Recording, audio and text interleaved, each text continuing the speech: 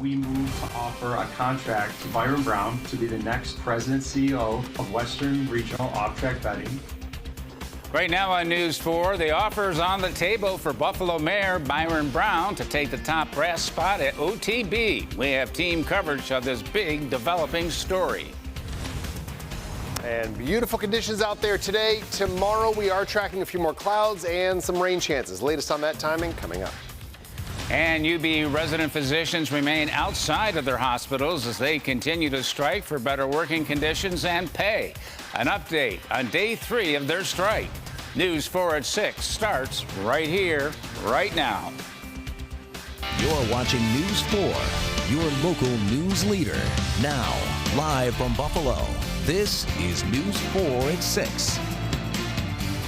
Good evening, everyone. It's a sure bet Buffalo Mayor Byron Brown could be leaving his job at City Hall. Just over an hour ago, he was offered the top job as president and CEO of the Western Region Off-Track Betting. News 4's Marley Tuskus is in Batavia tonight. She was in the room when it happened. Marley?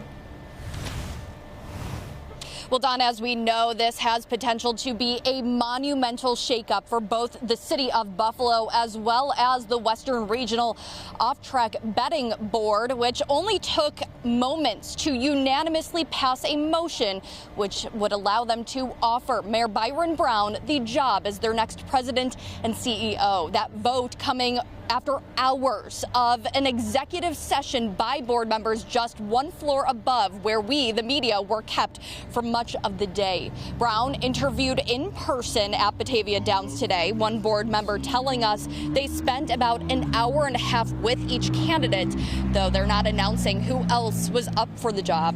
Should he accept, Brown will succeed longtime OTB president and CEO Henry Witasick, who plans to leave his position after accepting a 6-figure buyout package. Western Regional Off-Track Betting is the largest public gaming corporation in Western New York, overseeing Batavia Downs Casino and Racetrack, in addition to off-track betting sites around the state. If Brown accepts the role, board members say they would like to bring him on board as soon as possible.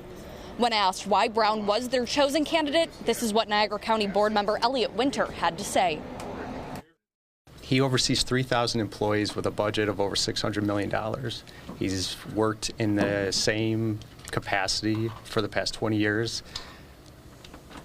The city of Buffalo has seen a resurgence over the past 20 years with the hotels, the economic development, the restaurants, the entertainment, and we think he could be a valuable asset to our organization. Roll call vote.